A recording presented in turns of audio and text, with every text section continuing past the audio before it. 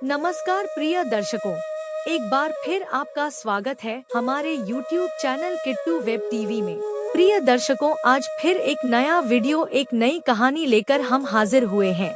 आज की जो कहानी है बड़ी ही मोटिवेशनल और ज्ञानवर्धक है। प्रिय दर्शकों, एक बूढ़ी चिड़िया ने बताया, जिस घर में इन 3 लोगों की चलती है वह घर बहुत जल्दी नष्ट हो जाता है। प्रिय दर्शकों, अगर आप हमारे चैनल पर पहली बार आए हैं तो चैनल को सब्सक्राइब करें, बेल आइकन को ऑन करें ताकि हर आने वाले वीडियो का नोटिफिकेशन सबसे पहले आपको मिले। अच्छे कमेंट और वीडियो को लाइक करें। प्रिय दर्शकों, तो चलिए शुरू करते हैं यह प्यारी सी कहानी, यह प्यारा सा वीडियो। प्रिय दर्शकों, प्राचीन समय की बात है। किसी नगर में एक व्यापारी रहता था। वह व्यापारी बड़ा ही धनवान व्यक्ति था। उसके घर में अन्न धन की कोई कमी नहीं थी। व्यापारी का एक बड़ा ही सुंदर पुत्र था। व्यापारी अपने पुत्र से बड़ा ही प्रेम करता था। व्यापारी और व्यापारी की पत्नी को विवाह के बहुत सालों बाद संतान की प्राप्ति हुई थी। वह दोनों अपनी संतान से बहुत अधिक प्रेम करते थे। दर्शकों, व्यापारी हर कार्य अपने पुत्र से पूछकर किया करता था। व्यापारी का पुत्र अभी छोटा था, परंतु प्रेम में अंधा व्यापारी वही करता था जो उसका पुत्र कहता था। अगर पुत्र कोई गलत कार्य करने के लिए भी कहता तो व्यापारी उसे कर दिया करता था। व्यापारी यह नहीं देखता था कि मेरा पुत्र अभी छोटा है और इसे इतनी समझ नहीं है, यह बड़े निर्णय ले सके। परंतु पुत्र प्रेम में अंधा व्यापारी और व्यापारी की पत्नी, वह दोनों अपने पुत्र की हर बात को सराहों पर रखा करते थे। व्यापारी का पुत्र जो भी व्यापारी से मांगता, व्यापारी उसे लाकर दे दिया करता था। दर्शकों, व्यापारी के घर के बाहर एक वृक्ष पर कई सालों से एक बूढ़ी चिड़िया रहती थी। वह बूढ़ी चिड़िया व्यापारी के घर के बाहर कई सालों से रह रही थी। वह व्यापारी के घर को अच्छे से जानता था और व्यापारी भी उस बूढ़ी चिड़िया की बड़ी सेवा करता था। उसे दाना पानी खाने के लिए दिया करता था। बूढ़ी चिड़िया यह देखकर बड़ी ही चिंतित थी कि व्यापारी अपने पुत्र की हर बात को मान लेता है। व्यापारी का पुत्र जिस भी चीज की जिद करता है, व्यापारी उसे लाकर दे देता है। तब वह बूढ़ी चिड़िया व्यापारी से कहती है, हे व्यापारी, तुम्हें अपने पुत्र के प्रेम अंधा नहीं होना चाहिए।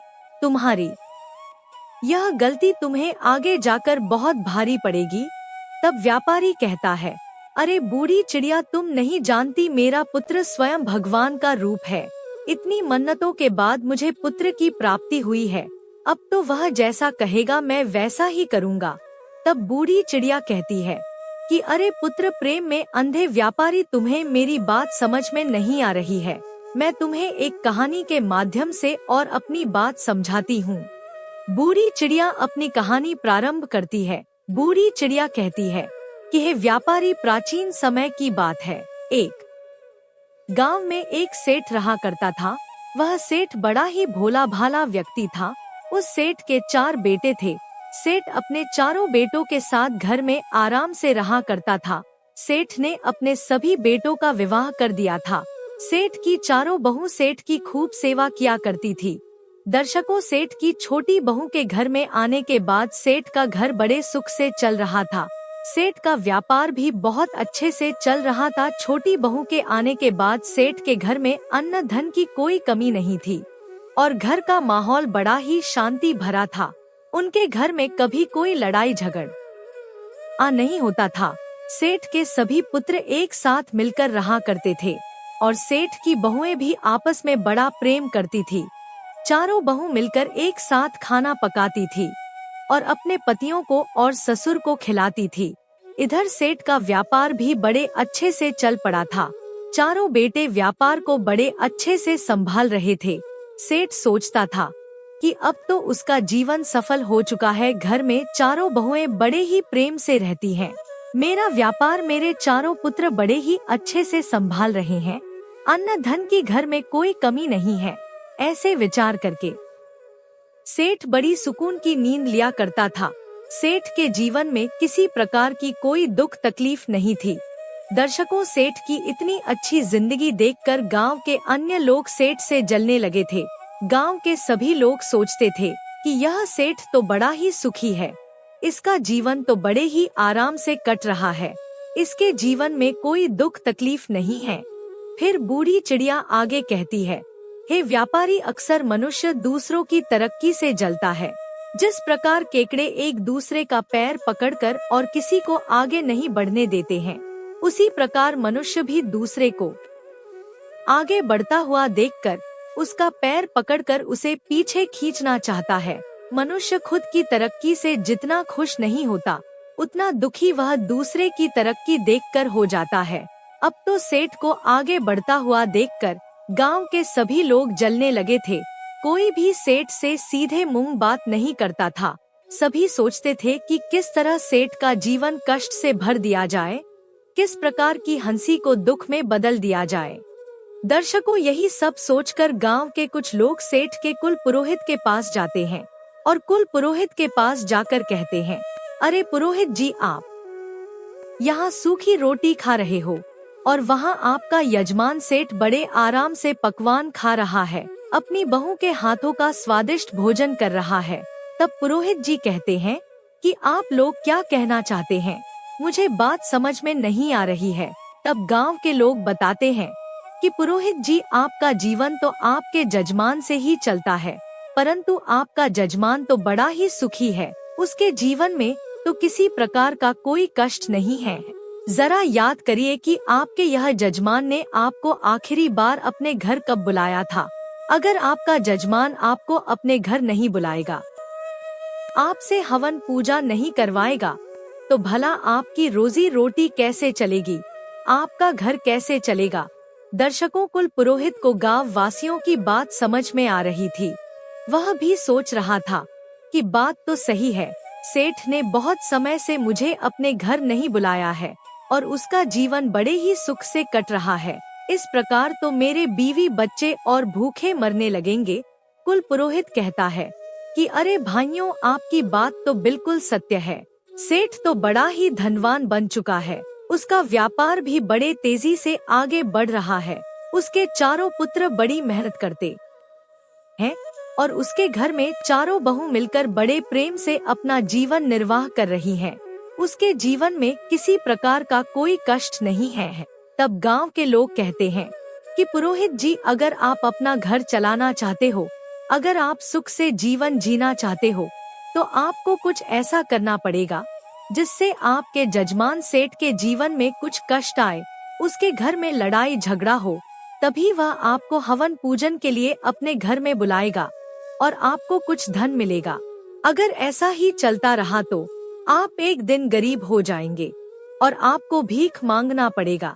दर्शकों, इतनी बात कहकर गांव के सभी लोग कुल पुरोहित के यहाँ से चले आते हैं।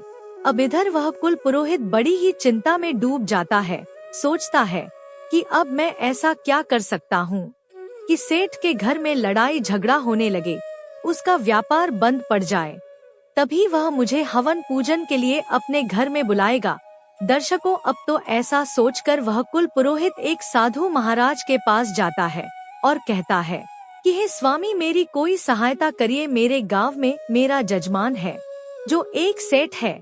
सेठ बड़ा ही सुखी जीवन जी रहा है, उसके जीवन में किसी प्रकार का कोई कष्ट नहीं है, परंतु जिस प्रकार चोरों का जीवन लापरवाह लोगों से चलता है, जिस प्रकार राजा का जीवन झगड़ा करने वालों से चलता है, उसी प्रकार पुरोहित और पंडितों का जीवन अपने जजमान से चलता है।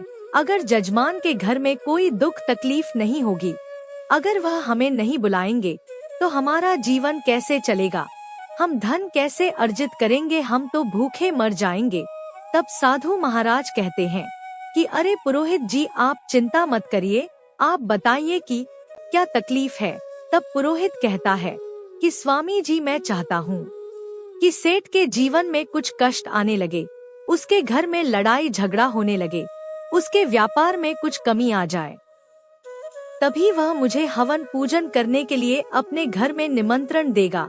दर्शकों, बूढ़ी चिड़िया आगे कहती है, हे व्यापारी, कुल पुरोहित की बातें सुनने के बाद साधु महाराज कहते हैं कि पुरोहित जी, आपका काम तो बड़ा ही छोटा है। मैं आपको अभी देखकर बताता हूँ कि सेठ के जीवन में इतनी सुख और समृद्धि का कारण आखिर क्या है। दर्शकों, अब तो वह साधु महाराज अपनी दिव्य दृष्टि से आंखें बंद करके देखते हैं और कुछ देर आंखें बंद करके देखने के बाद साधु महाराज आंखें खोलकर अपने सामने बैठे कुल पुरोहित से कहते हैं, पुरोहित जी, सेठ के आगे बढ़ने का कारण उसके घर में आई छोटी बहू है।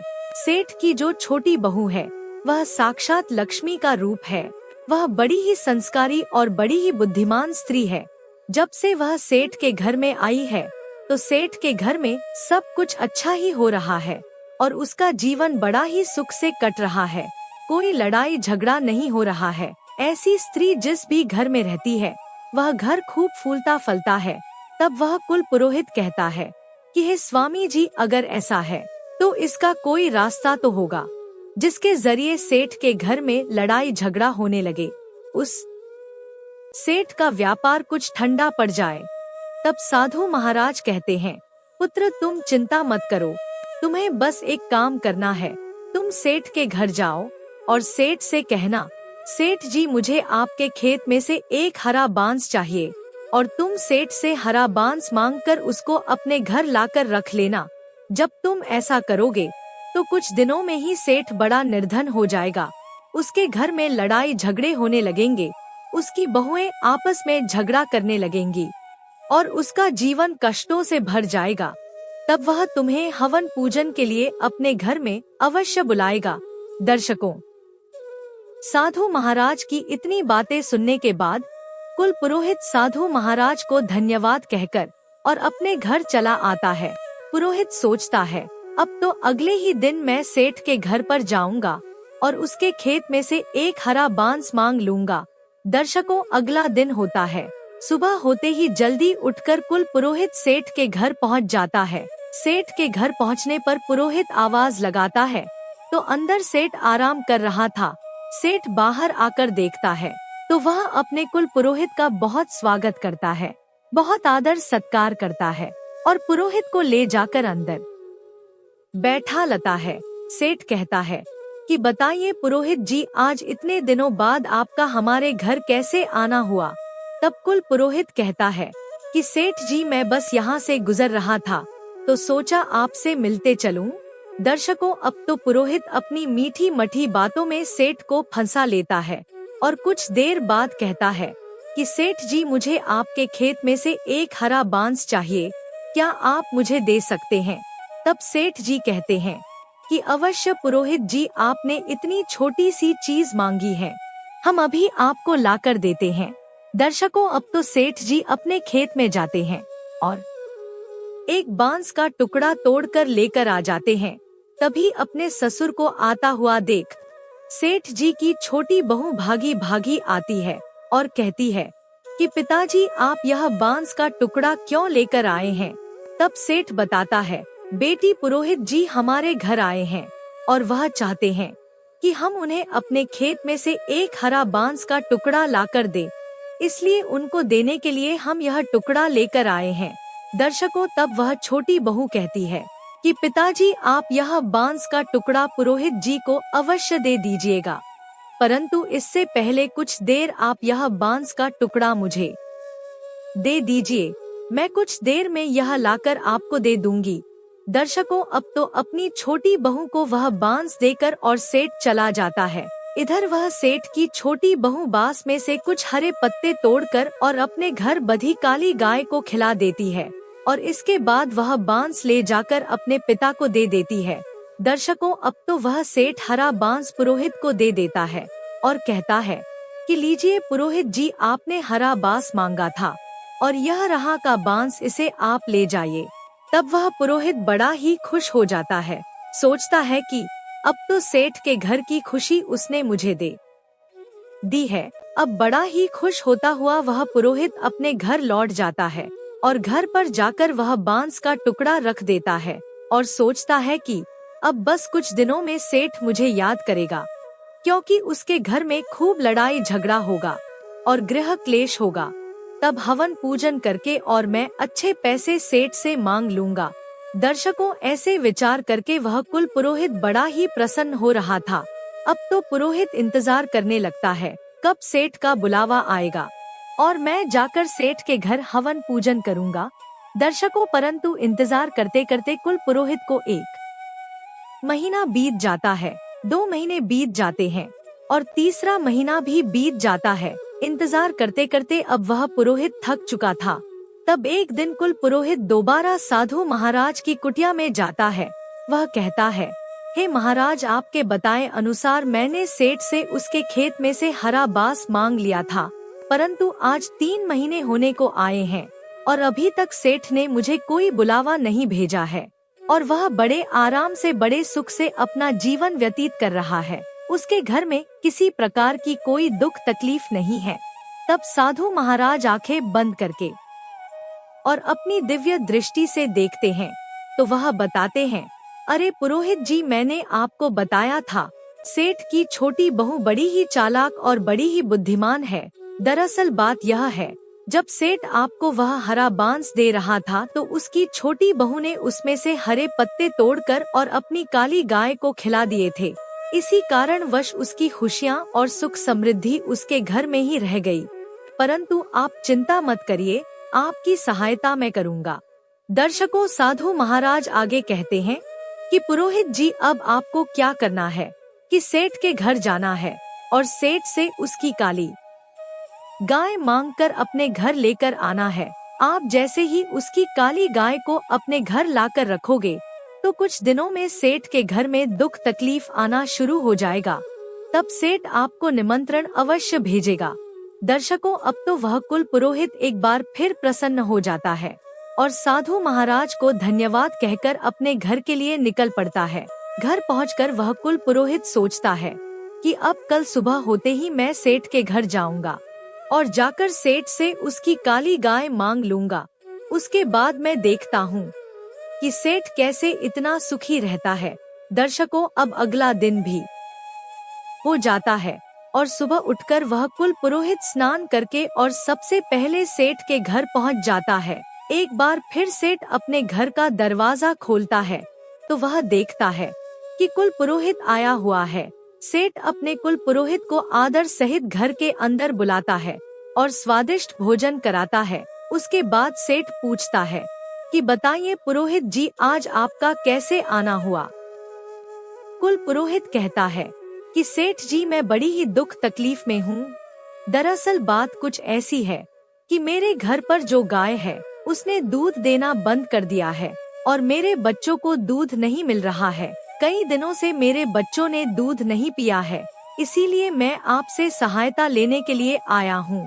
अगर आप मुझे अपनी काली गाय दे देंगे तो आपकी बड़ी कृपा होगी।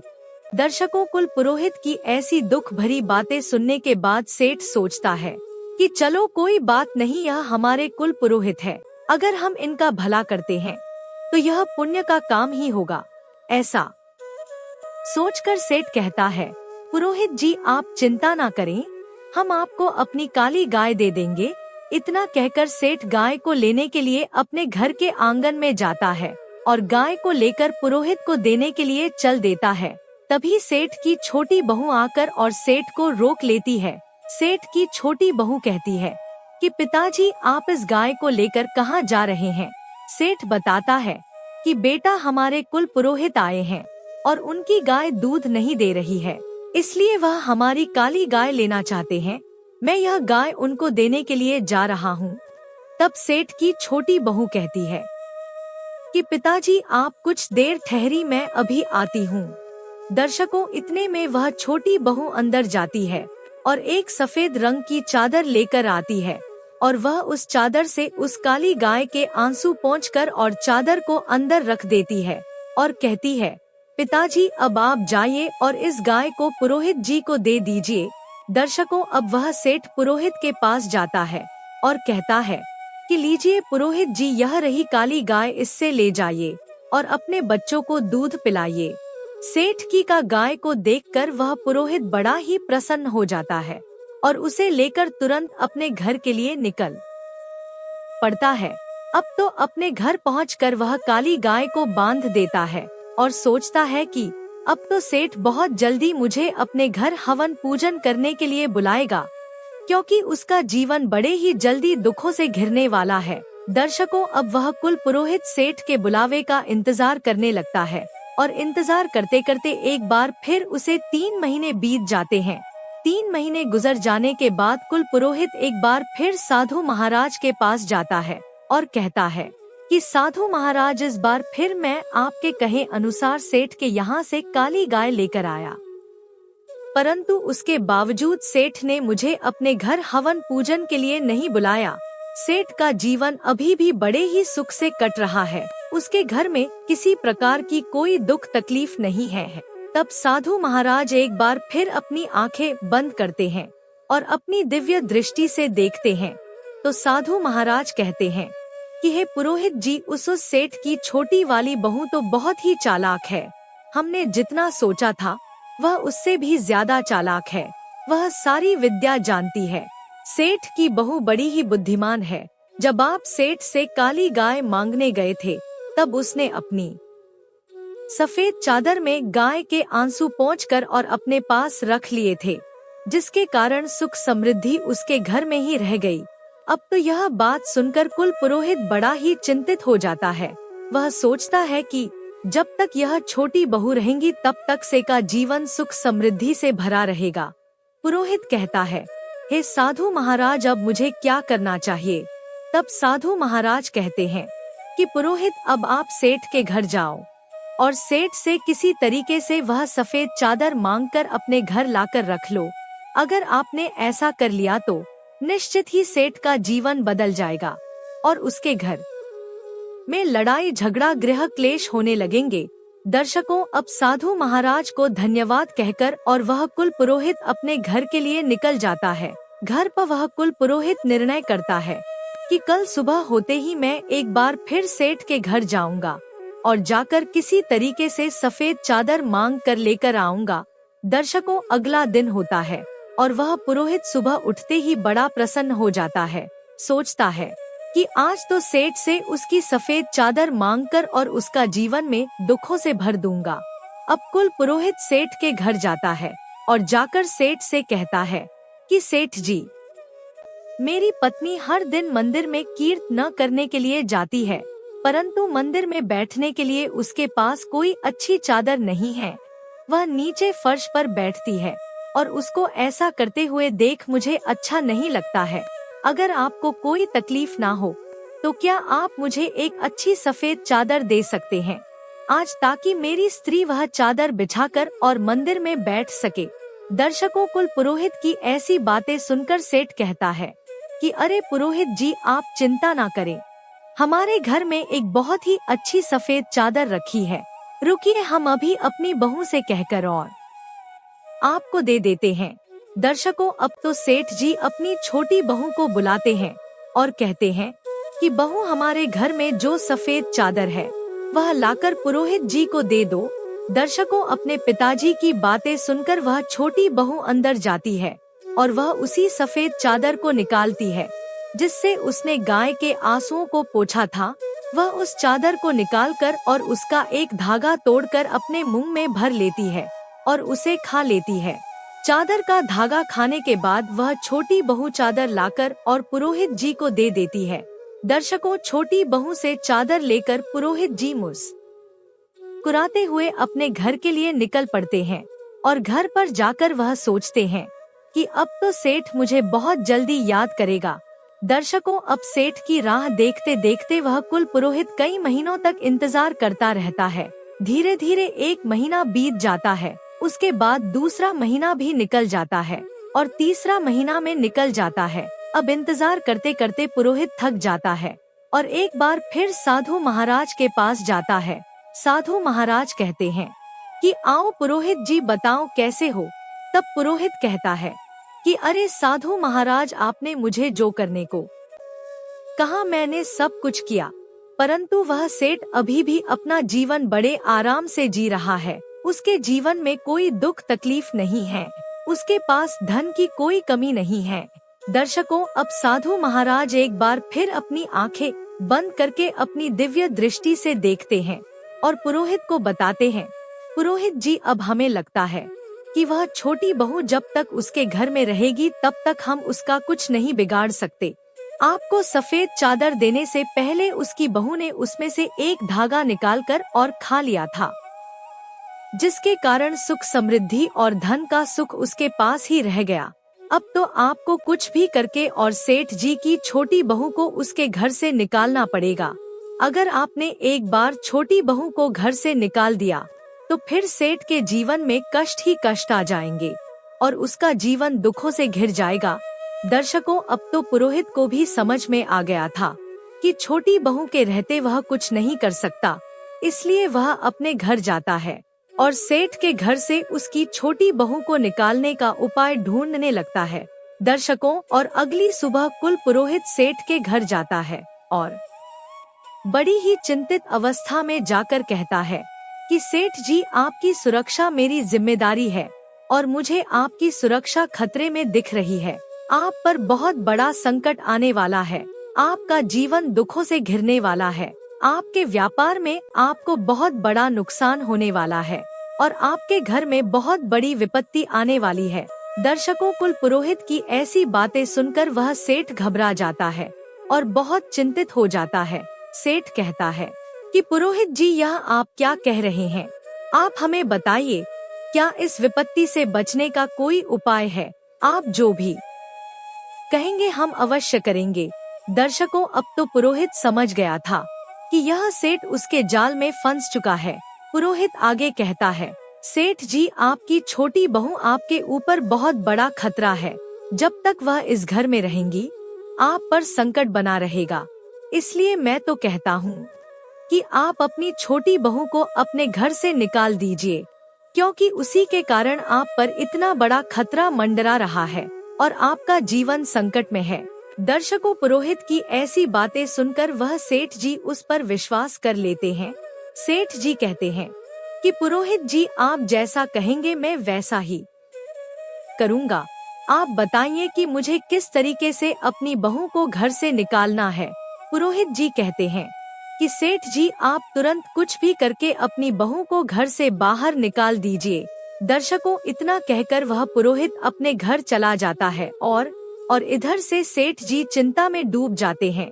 वह सोचते हैं कि मेरी बहू तो बड़ी ही अच्छे स्वभाव की है, मेरी इतनी सेवा करती है, मैं उसे अपने घर से कैसे निकालूं। परंतु फिर सेठ जी सोचते हैं कि वह मेरे ऊपर पर खतरा है और उसके कारण मेरे परिवार पर विपत्ति आ सकती है।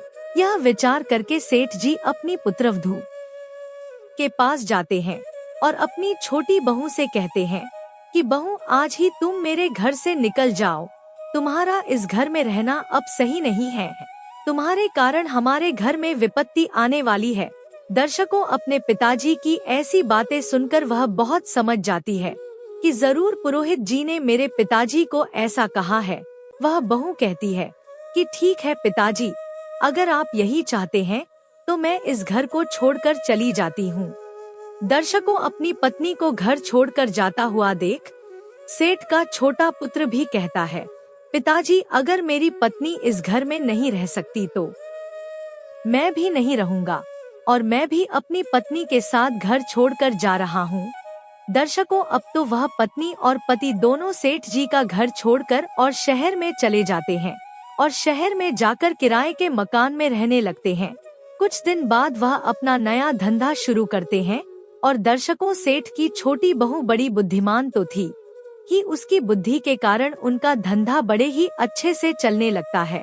उनका व्यापार बहुत बड़े व्यापार में परिवर्तित हो जाता है और छोटा पुत्र और उसकी पत्नी दोनों बड़े ही धनवान बन जाते हैं। शहर में अपना मकान भी खरीद लेते हैं। दर्शकों, इधर वह सेठ, उसका घर बर्बाद होता जा रहा था। घर में लड़ाई झगड़ा होने लगे थे। सेठ की तीनों बहुएं आपस में खूब झगड़ा करती थी और सेठ के तीनों पुत्र भी व्यापार पर बिल्कुल ध्यान नहीं दे रहे थे। सेठ के तीनों पुत्र बुरी संगत में पड़ गए थे और दर्शकों, वह कुल पुरोहित हवन पूजन के बहाने सेठ से सारा धन लूट कर ले जाता रहता है। धीरे धीरे करके वह पुरोहित सेठ को पूरी तरीके से लूट लेता है और सेठ का पूरा धन धीरे धीरे करके वह लूट कर अपने घर ले जाता है। दर्शकों, अब तो सेठ की हालत बहुत ही बद से बदतर हो चुकी थी। सेठ के घर में खाने पीने के लाले पड़ रहे थे, खाने को भोजन नहीं था। पहनने को वस्त्र नहीं थे। अपनी ऐसी हालत देखकर सेठ एक दिन विचार करने बैठता है और गहरा विचार करने पर सेठ को समझ में आता है कि जिस दिन से मेरी छोटी बहू इस घर को छोड़कर गई है, उस दिन से इस घर की हालत बद से बदतर होती जा रही है। सेठ को अवगत हो चुका था कि उसकी छोटी बहू ही है जो उसके घर को बचा सकती है। सेठ अब तो तुरंत दौड़ा दौड़ा शहर जाता है और अपने छोटे पुत्र के घर पर जाकर अपनी लक्ष्मी स्वरूप बहू से क्षमा मांगता है। सेठ अपनी बहू के चरणों में गिरकर और कहता है कि बहू मुझे माफ कर दो, मैंने पुरोहित की बातों में आकर और तुम्हें घर से निकाल दिया, परंतु तुम तो साक्षात लक्ष्मी हो। जब तक तुम मेरे घर में थी तब तक घर में बड़ी सुख शांति बनी हुई थी, और जब से तुम घर छोड़कर आई हो, घर में गृह क्लेश हो रहे हैं, लड़ाई झगड़ा हो रहे हैं और हम बड़े ही निर्धन हो चुके हैं। प्रिय दर्शकों, ससुर की इतनी बात सुनकर वह छोटी बहू कहती है कि पिताजी आप चिंता मत करिए, मैं अभी अपने घर चलती हूँ। यह भी मेरा घर है और वह भी मेरा घर है। मैं पहले से यह जानती थी कि पुरोहित ने आपके कान भरे हैं और उसी ने आपको कहा है कि आप मुझे घर से निकाल दे। दर्शकों, छोटी बहू आगे कहती है, पिताजी संसार में ऐसे बहुत से लोग होते हैं जो दूसरों की खुशियों से, दूसरों के सुख से जलते हैं और उनको बर्बाद करना चाहते हैं, परंतु यह हमारे ऊपर निर्भर करता है कि हम किसकी बातों में आते हैं, कैसे निर्णय लेते हैं और किस तरह अपने घर को चलाते हैं। अगर हम गलत लोगों की बातों में आकर अपने ही घर को तोड़ेंगे, अपने ही घर के लोगों को घर से निकालेंगे, तो अवश्य हमारे घर का नाश हो जाएगा।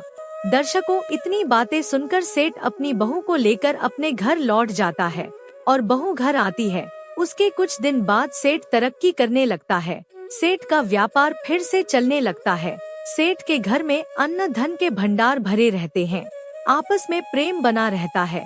दर्शकों, एक दिन सेठ की छोटी बहू सेठ से कहती है कि पिताजी, आज मैं आपसे जो कहने जा रही हूँ, मेरी बात को ध्यान से सुनिए। जिस घर में इन 3 लोगों की चलती है, वह घर बहुत ही जल्दी बर्बाद हो जाते हैं, उन घरों का सत्यानाश हो जाता है। तब सेठ कहता है कि बहू, वह 3 लोग कौन हैं? तब सेठ की छोटी बहू बताती है कि पिताजी ध्यान से सुनिए। नंबर 1, बिगड़ा हुआ बालक। जिस घर में बिगड़ा हुआ पुत्र होता है, गलत संगति में बालक पड़ जाता है और उसकी बात घर में मानी जाती है, उसके कहे अनुसार अगर माँ बाप काम करते हैं तो उस घर का सत्यानाश हो जाता है, वह घर बिकने की परिस्थिति में आ जाता है, उस घर के लोग कष्ट में अपना जीवन व्यतीत करते हैं। नंबर 2, जिद्दी और लालची स्त्री। जिस घर में स्त्री लालची होती है, जिद करने वाली होती है, उस स्त्री की अगर घर में चलती है तो वह घर अवश्य कंगाल बन जाता है। उस घर में कभी धन नहीं रहता।